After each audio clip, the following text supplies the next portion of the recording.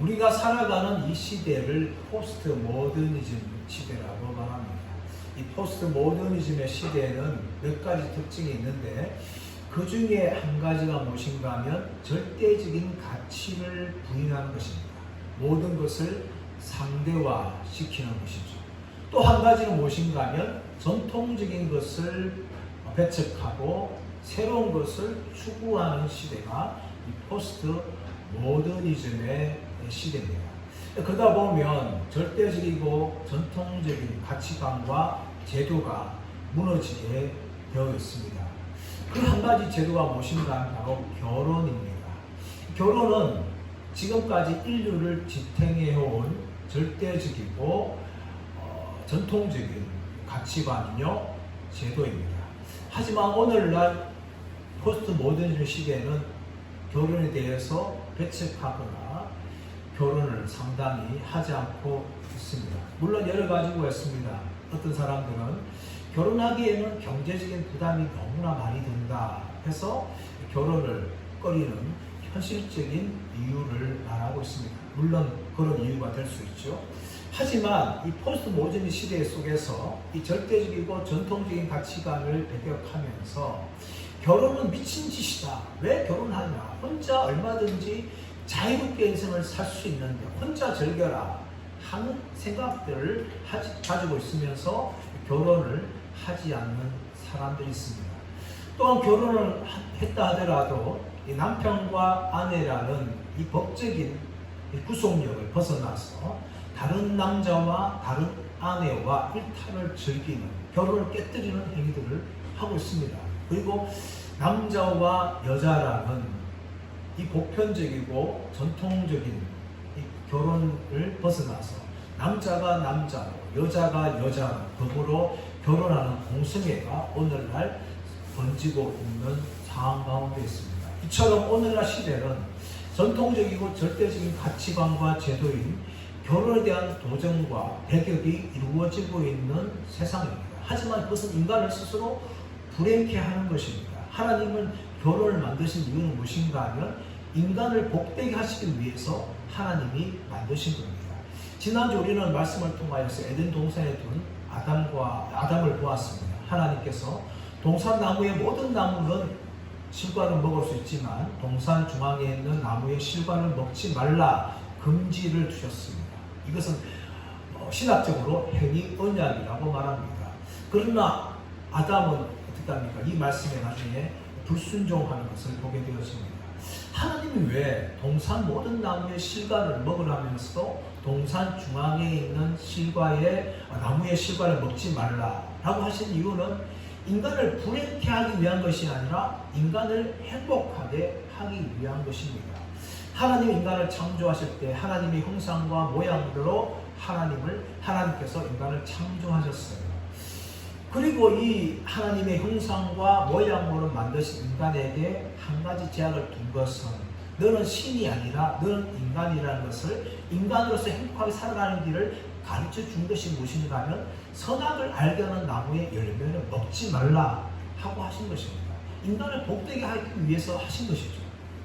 마찬가지로 오늘 말씀에 나오는 결혼 제도는 하나님께서 인간을 복되게 하시기 위하여 만드신 제도라는 것을 우리가 알 수가 있습니다. 우리 18절에서 보겠습니다. 18절 시작. 여호와 하나님이 이르시되 사람이 혼자 사는 것이 좋지 아니하니 내가 그를 위하여 돕는 배필을 지으리라 하시리라. 여호와 하나님이 이르시되 사람이 혼자 사는 것이 좋지 아니하니. 창세기 1장 27절 28절에서 하나님께서는 하나님의 형상과 모양대로 남자와 여자를 창조하셨다라고 말씀합니다. 오늘 본문에서는 사람이 혼자 사는 것 좋지 못하니 이것은 무엇을 말합니까?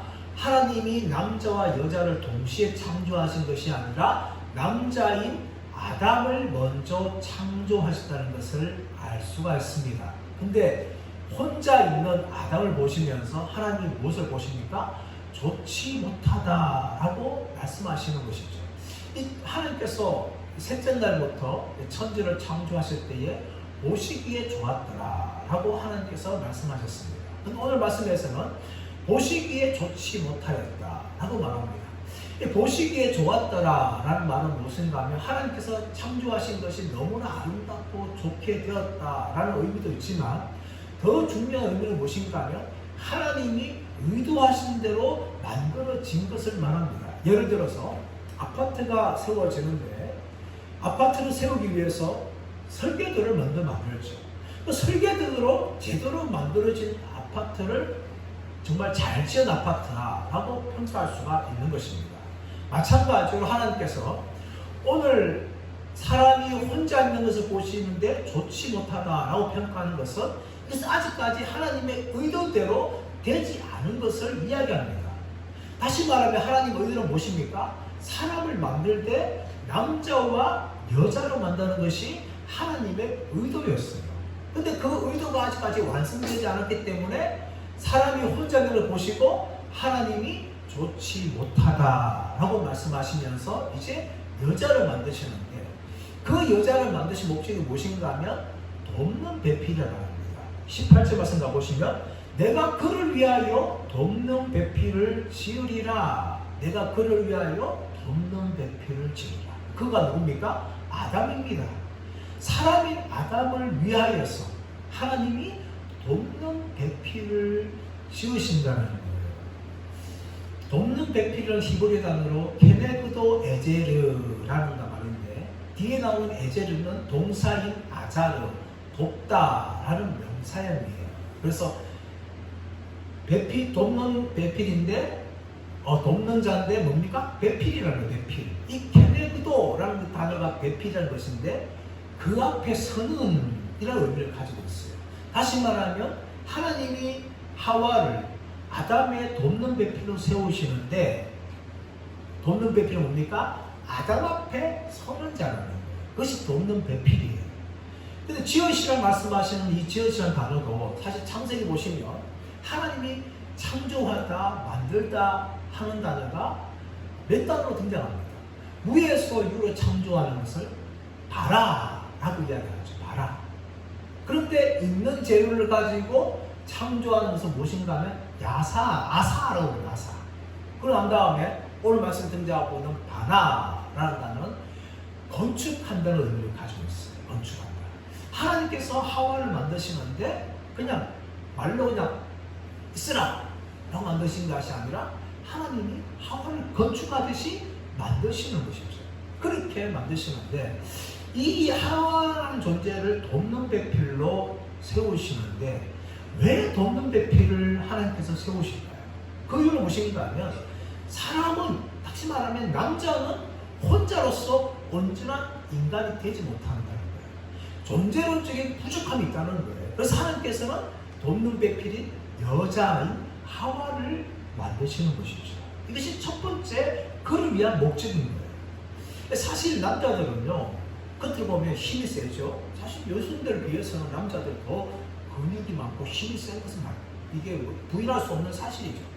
그러나 남자가 아무리 육체적으로 힘이 센다 할지라도 이 남자로서 온전하게 만들어지기 위해서는 이 여자들의 도움이 절대적으로 필요한 것입니다. 그래서 남자들은요 여자를 잘 만나면 정말 자신의 인생이 행복해지고 온전한 사람이 되는가 하면 여자를 잘못 만나면 완전 인생이 망가지는 것입니다. 그 예를 보면 뭡니까? 삼손을 볼 수 있어요. 삼손이 얼마나 힘이 셉니까? 정말 헤라클레스 같은 그런 힘을 가지고 있는데 이 삼손은 여자를 잘못 만나서 인생이 완전히 망가지는 거죠. 그가 정욕적이라서 많은 블레셋의 아름다운 여인을 구하다가 결국은 들릴라라는 여자를 만나죠. 들릴라가 뭡니까? 밤이라는 의미를 가지고 있어요. 태양인 삼손이 밤을 만났는데 그 밤에게 그만 잡아먹혔어요. 어둠에 잡아먹힌 존재가 삼손되는 거죠. 그래서 인생이 완전히 망가지는 거죠. 반대로 우리나라의 역사에 나오지만 여자 잘 만나서 인생이 풀린 사람 이야기 나오면 누군가 하면 바보 온달이죠. 바보 온달. 온달은 바보였는데 평강공주를 잘 만나서 온달 장군이 되고 정말 그거를 위해서 공을 세우는 그런 사람으로 변하게 된 거죠. 이처럼 남자는 혼자 있는 것이 존재론적으로 불완전해요. 하나님 보시기에 좋지 못하다라고 이야기하기 때문에 그를 위하여 돕는 배필 여자인 하와를 하나님이 만드실 것이죠. 또 한 가지 이유는 무엇인가 하면 사명을 이루기 위해서는 여자라는 존재가 꼭 필요합니다. 하나님이 사람을 향하여서 생육하고 번성하며 땅에 충만하라, 땅을 정복하라, 땅을 다스리라 라고 말씀하시는데, 첫 번째 생육하고 번성하기 위해서는 남자 혼자 아무리 힘을 써도 생육하고 번성할 수 없는 거죠. 그래서 하나님이 여자를 지으시고 그 남자와 여자를 향하여서 생육하고 번성하며 땅에 충만하라, 땅을 정복하라, 땅을 다스리라 라고 말씀하신 것이죠. 이것이 하나님께서 아담인 사람을 위하여 돕는 배필인 하와를 만드신 목적입니다. 자, 그렇다면 사람은, 남자는 언제 결혼해야 될까요? 우리 19절 20절 말씀 볼까요? 19절 20절 시작. 여호와 하나님이 흙으로 각종 들짐승과 공중의 각종 새를 지으시고 아담이 무엇이라고 부르냐 보시려고 그것들을 그에게로 이끌어 가시니 아담이 각 생물을 부르는 것이 곧 그 이름이 되었더라. 아담의 모든 가축과 공중의 새와 들의 모든 짐승에게 이름을 부르니라. 아담이 돕는 배필이 없으므로.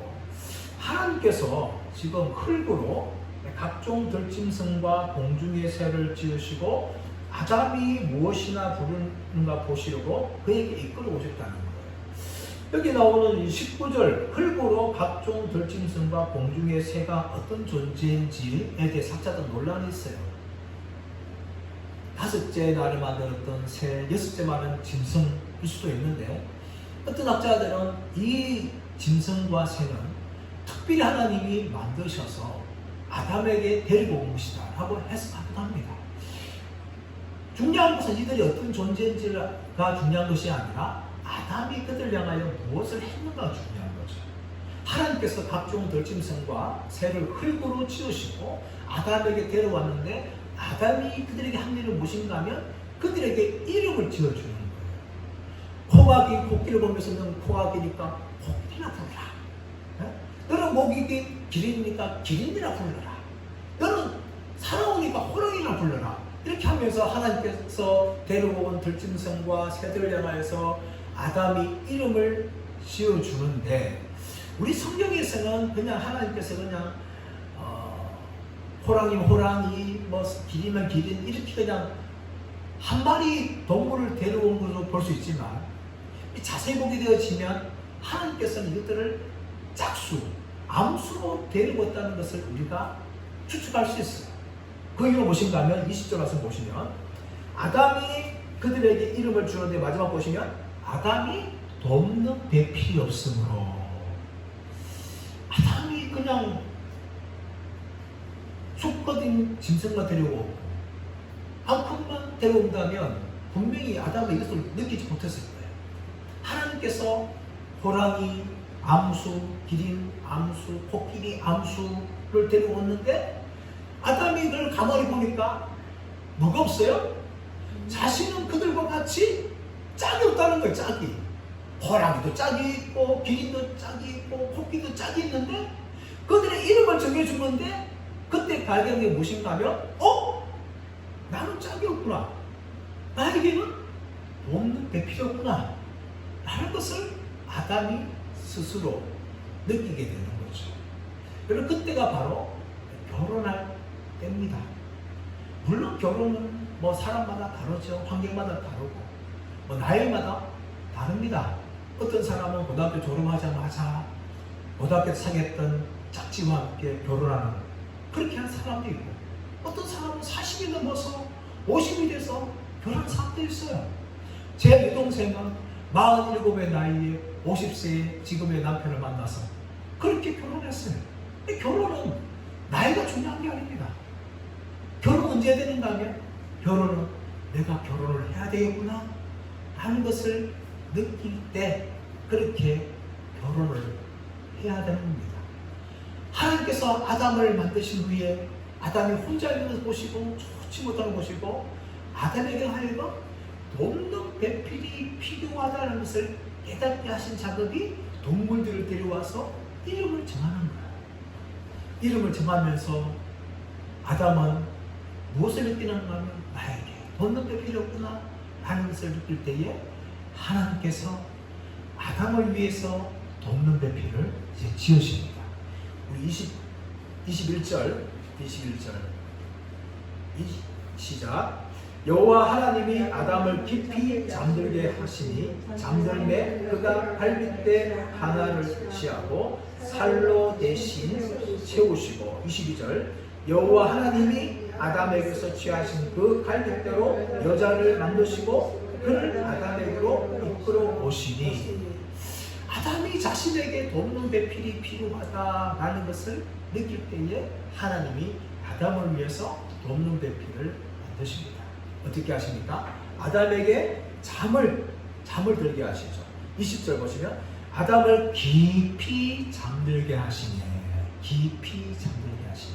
이것은 그냥 자연적인 잠이 아니에요. 하나님께서 아담으로 하여금 잠을 들게 하신 것이죠. 깊이 잠들게 할 때 하나님께서 아담의 갈빗대 하나를 취하시고 하나님이 만드시는 거예요. 그래서 보게 되어지면 하나님은 역사상 최초의 외과 수술하는 거예요. 바치과 수술하신 분이죠. 아담으로 하여금 깊이 잠들게 아담이 고통을 못 느끼게 하시는 거예요. 갈빗대를 꺼내는데 아담이 고통 느낀다면 어떻게 될까요? 죽는 거죠. 죽는 거예요. 피가 철철 나오는데 죽어버리는 거죠. 근데 하나님께서 아담으로 하여금 깊이 잠들게 하시는데 그 갈빗대 하나를 취하시는데 이 갈빗대가 히브리어로 체라 조금 더 강하게 말하면 체라 이런 단어예요. 이 체라라는 단어인데 이 체라를 이 갈빗대라고 우리 한글로 번역했지만 조금 더 문자적으로 정확하게 설명하면 옆구리, 옆면이라는 의미를 가지고 있어요. 근데 우리 한글 성경에서 갈빗대로 번역했는데 갈빗대로 번역해도 그렇게 잘못된 번역이 결코 아닙니다. 이 갈빗대를 하나님께서 취하시는데 그 갈빗대로 사람을 만드는 거죠. 사람을 만들어서 이제 하와를 만드시는데 여러분 이게 재료적인 측면을 봤을 때 남자와 여자는 비교가 되지 않습니다. 하나님께서 아담을 만드실 때 어떻게 만드십니까? 땅의 흙으로 아담이라는 땅에서 흙 이거는 아파르라는 단어예요. 이 아파르라는 어떤 의미입니까? 그냥 진흙이나 찰흙 같은 좋은 흙이 아니라 이 흙이라는 것은 아파르는 의미는 무엇인가 하면 먼지, 티끌 같은 거예요. 지금은 잘 볼 수 없지만 우리가 어린 시절에 보면 신장로가 있잖아요. 신장로가 있는데 여름에 바짝 마릅니다. 그때 차들이 확 지나가면 흙먼지가 일어나잖아요. 그게 아파요. 근데 하나님이 아담 만드실 때 흙먼지를 만드셨는데 하와를 만드실 때는 흙이 아니라 먼지가 아니라 아담의 갈빗대로 하나님이 하와를 만드시는 것이죠. 그래서 보면 남자와 여자의 질적인 제로적인 측면을 봤을 때 여자들이 훨씬 우수합니다. 그러다 보니까 여자들이요 뜨거운 게 강하죠. 남자들은 목욕탕에 가더라도 사실 얼마 못 있습니다. 뜨거운 물에 들어가면 5분을 견디는 사람이 잘 없어요. 근데 여자들은 어떻습니까? 10분이고 20분이고 나올 줄은 몰라요. 왜 그럴까요? 제로적인 측면이 다르기 때문입니다. 남자는 흙으로 만들기 때문에 물에 다 풀어지니까 뜨거운 물을 견디지 못하고 나오지만 여자들은 흙이 아니라 갈빗대를 만드니까 뜨거운 물에 푹 삶으면 삶을수록 좋으니까 오래 있게 되는 거죠. 이처럼 이 남자와 여자는 만드는 재료의 차이가 다르다는 것을 알 수가 있습니다. 하나님이 이렇게 갈빗대로 여자를 만드신 후에 그 후에 어떻게 합니까? 아담에게 데려오죠. 자, 23절 말씀드리겠습니다. 23절 시작. 아담이 이르되 이는 내 뼈 중에 뼈요 살 중에 살이라. 이것을 남자에게서 취하였은즉 여자라 부르리라. 아담이 이르되 이는 내 뼈 중에 뼈요 살 중에 살이다. 뼈는 바사르, 살은 에체이란다는데 이 뼈 중에 뼈요 살 중에 살이다. 이 말은 인류 최초의 남자가 여자를 향하여 고백한 사랑의 고백입니다. 이 말을 좀 쉽게 말하면은 나와 똑같은 존재네? 라는 것을 발견한 거예요.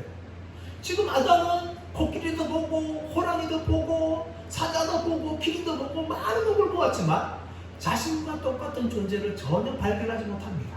근데 하나님께서 갈빗대로 하와를 만드시고 아담에게 데려오니까 아담이 이는 내 뼈 중에 뼈요 살 중에 살이다 하면서 노래를 부르면서 감탄을 하는 거죠. 이 말을 좀 더 실감적으로 번역하면 오래전에 나왔던 드라마의 유명 대사 중에 너 안에 나 있다 그런 말이에요. 그런 말이 이는 뼈 중에 뼈요 살 중에 살이다. 나랑 똑같은 존재네 하면서 아담이 하와를 향하여 감탄을 하죠. 그러면서 이름을 지어주는데 여자라 하고 부릅니다. 사실 고대 당시에 이름을 짓는다는 것은 지배와 다스림, 소유의 의미가 있어요. 하나님께서 동물들을 아담에 데려왔을 때 아담이 그들의 이름을 정할 때는 아담이 내가 너희를 지배한다, 다스린다 의미를 가지고 있지만 오늘 하와에게 이름을 정해주는 것은 전혀 다른 의미입니다. 그런 다스림과 지배와 소유의 의미가 아니라 동등함의 의미가 있습니다. 히브리어로 남자는 이시라는 단어인데 여자는 이샤라는 단어입니다. 이것은 단지 같은 자음에다가 모음 하나 바꾼 거예요. 이시에서 이샤. 이 말 무슨 말인가 하면 남자가 여자를 지배하는 것이 아니라 남자와 여자는 동등한 존재고 여자는 남자에게서 났으며 남자와 합한 존재다 라는 의미를 가지고 있어요. 이것이 하나님께서 여자를 아담의 갈빗대로 만드신 이유입니다. 매튜 헨리라는 청교도 신학자가 아담의 갈빗대로 여자인 하와를 만든 것에 대해서 해석한 적이 있습니다. 왜 하나님께서 아담의 갈빗대로 하와를 만들었을까? 여기에 대해서는 이유가 있는데 매튜 헨리 신학자가 이렇게 그것을 해석하죠. 하나님이 아담의 갈빗대로 하와를 만드신 것은 옆구리에서 만들었기 때문에 남자가 여자와 동등하다는 의미며 팔 아래에서 만들었기 때문에 남자는 여자를 보호해야 되며 신장 가까이 만들었기 때문에 남자는 여자를 사랑해야 된다. 이런 의미가 담겨있다 라고 말합니다. 그러면서 하와를 아담의 머리로 만든 것은 아담이 지배하지 않기 위함이며 또 발가락으로 만들지 않은 것은 다스리지 않기 위함이다 하는 것을 이야기하죠. 그러므로 이 하와를 아담의 갈빗대로 만들었던 것은 아담과 하와가 동등하며 서로 보호하며 서로 사랑해야 된다 라는 것을 알려주는 것입니다. 내 인생을 바꾼 100가지 이야기라는 책에 결혼을 50년간 한 어느 부부가 어떻게 하면 부부가 행복하게 살 수 있는가에 대해서 이야기가 나옵니다. 어떤 청년이 있었습니다. 이 청년은 고아로 자랐어요.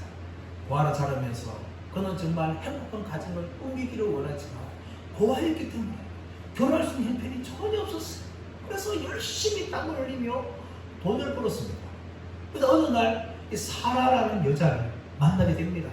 그래서 이 청년은 그 여자를 보면서 저 여자는 내 평생에 함께하고 싶다 라는 마음을 가지고 프로포즈를 합니다. 그래서 그 사라라는 아가씨가 그 프로포즈를 받고 이제 결혼하게 되어지는데 결혼할 때에 장인이 그 청년을 부르면서 선물을 줍니다. 그 선물을 주면서 하는 말이 무엇인가 하면 이 안에 네가 평생 동안 행복하게 결혼 생활을 할 수 있는 비결이 담겨있다 하고 말해줍니다. 그래서 그 신랑은 장인이 준 선물을 뜯어보는 거죠. 뜯어보니까 그 안에 무엇이 있는가 하면 크다란 금시계가 있어요.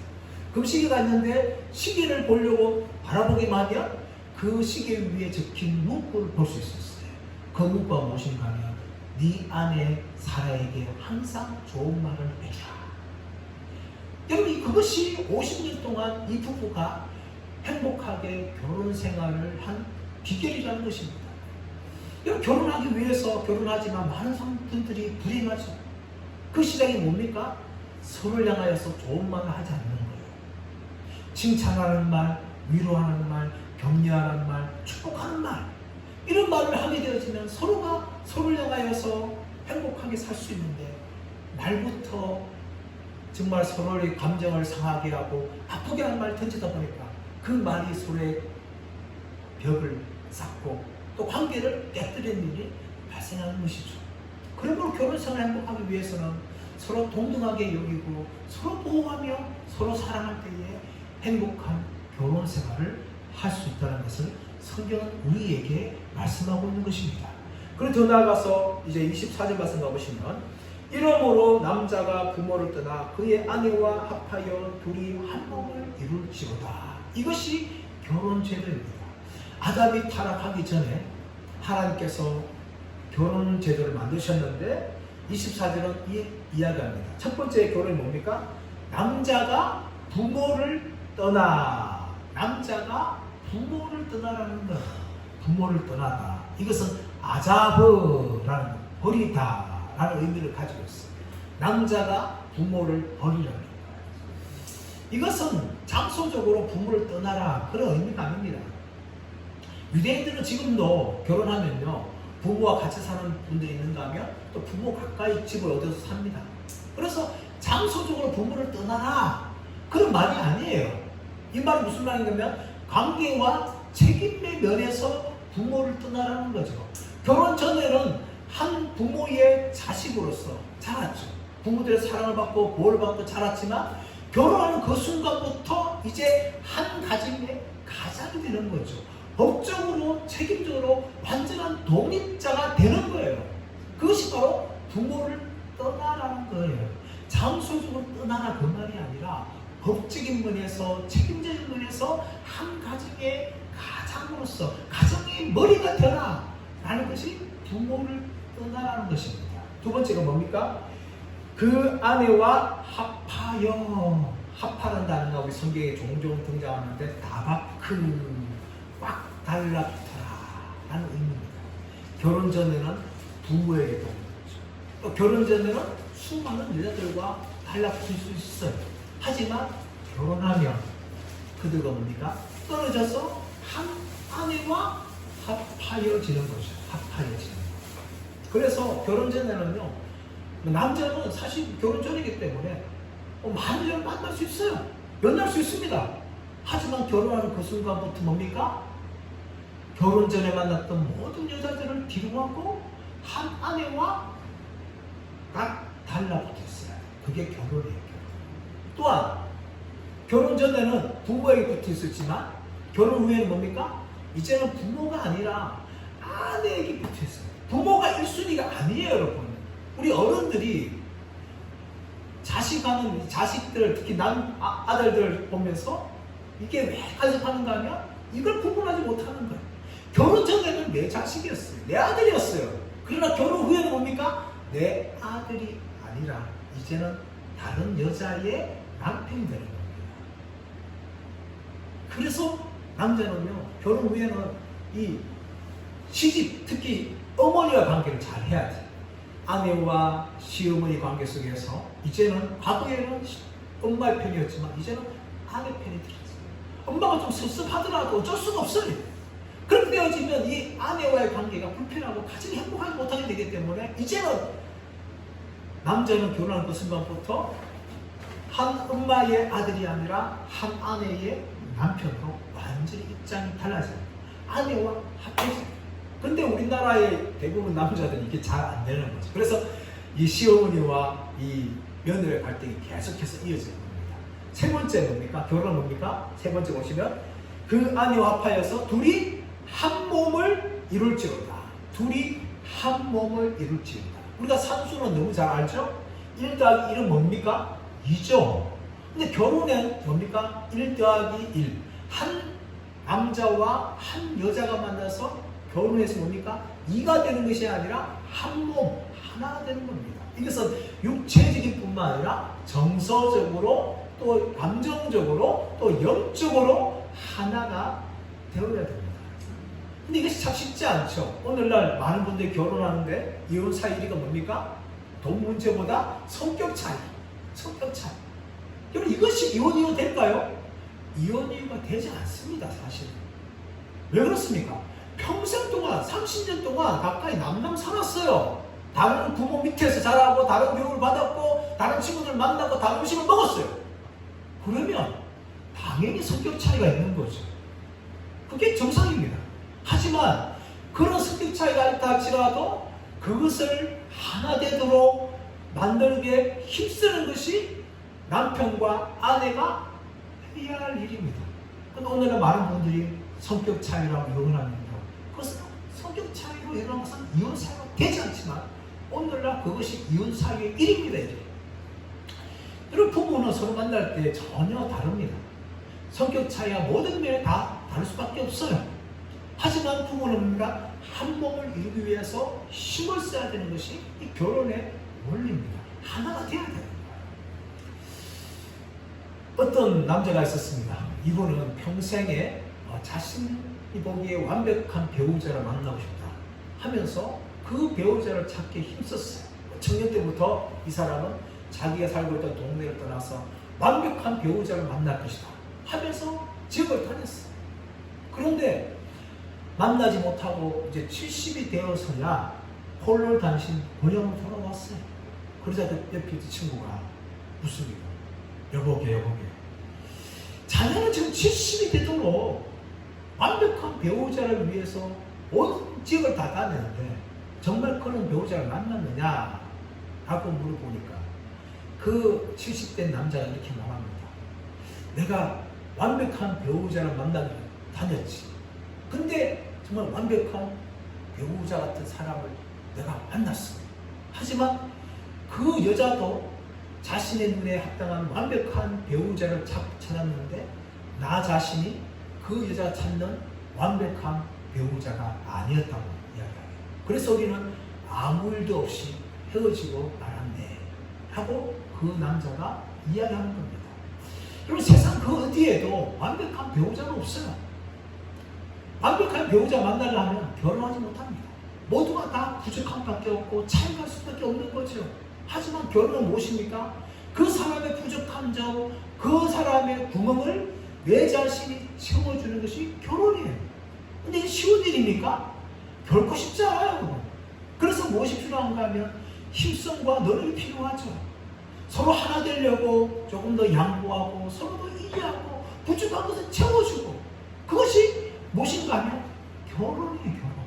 그래서 결혼을 이루어가고 결혼을 통해서 완성되어지는 것이죠. 서로의 부족함을 서로 채워주면서 나 자신이 스스로 이제 온전한 사람을 만들어지는 것이 바로 이 결혼이라는 과정입니다. 그래서 결혼은 결코 쉽지 않아요. 그래서 결혼하면서 결혼생활에서 많이 싸웁니다. 싸울 수밖에 없죠. 다툴 수밖에 없습니다. 부부싸움 정상이에요. 한 번도 안 싸운다. 그분들은 정상인지 모르겠어요. 정상일 수 있지만 오히려 싸우는 게 더 정상입니다. 서로 부족하고 서로 못하고 서로 구멍 났기 때문에 그것을 보다 보면 싸울 수밖에 없는 거죠. 하지만 그것을 채워가며 양보하며 이해가며 하나 되기를 힘쓰는 것이 바로 결혼입니다. 그렇게 될 게 뭡니까? 서로를 향하여서 부끄러움 느끼지 못하는 거죠. 25절 말씀 시작. 아담과 그의 아내 두 사람이 벌거벗었으나 부끄러워하지 아니하니라. 이 벌거벗은 입체적으로 벌거벗었다. 아담과 하와는 타락하기 이전에 벌거벗었어요. 자신의 몸을 가릴 필요가 없었어요. 왜? 부끄러움을 느끼지 못하기 때문에. 서로를 보면서 수치스러움을 느끼지 못하기 때문에 벌거벗었으나 부끄러워하지 아니하였다. 이것이 부부관계입니다. 부부는 서로를 향하여서 서로의 약점과 서로의 부족함 보더라도 비난과 공격하지 말아야 돼요. 왜? 그 자신이 나 자신이기 때문에. 또 내 자신이 부끄러움이 있다 할지라도 부족함이 있다 하더라도 상대방이 보기에 내가 부끄러울 필요가 없어요. 왜냐하면 나도 부족한 점이 있지만 상대방도 부족함이 있고 서로를 향하여서 비난을 할 것이 아니라 서로 채워야 될 존재가 부부이기 때문에 서로를 향하여 비난하지 않고 부끄러워하지 않는 거죠. 이것이 언제나 이 부부의 모습입니다. 하지만 이런 모습이 이제 범죄할 때에 깨어지고 서로를 향하여서 비난하고 서로의 모습을 감추는 그런 모습으로 변화되게 되고 마는 것입니다. 오늘 성경은 최초의 결혼이 무엇인지에서 우리에게 말하고 있습니다. 이런 결혼을 하기 위해서는 우리는 무엇보다 우리 스스로 완벽하지 않지만 상대 배우자에게 합당한 사람이 되기 위해서 나를 먼저 만들어 가야 돼요. 두 번째로 결혼하기 위해서 기도를 많이 해야 됩니다. 부모는 자식들을 위해서, 조부모님들은 손자 손녀들을 위해서, 그들의 장차 만날 배우자를 위해서 열심히 기도하셔야 돼요. 그럴 때에 정말 그 기도를 통하여 언제나 합당한 배우자를 만들어내는 것이죠. 더 나아가서 이 결혼 생활을 하기 위해서는 서로가 이해하고 양보하면서 서로의 약점을 향하여서 비난하고 공격할 것이 아니라 이해하고 채워주는 노력들을 해야 합니다. 그럴 때 둘이 합하여 한 몸이 되어지는 온전한 결합을 이룰 수 있는 행복한 부부가 될 수 있습니다.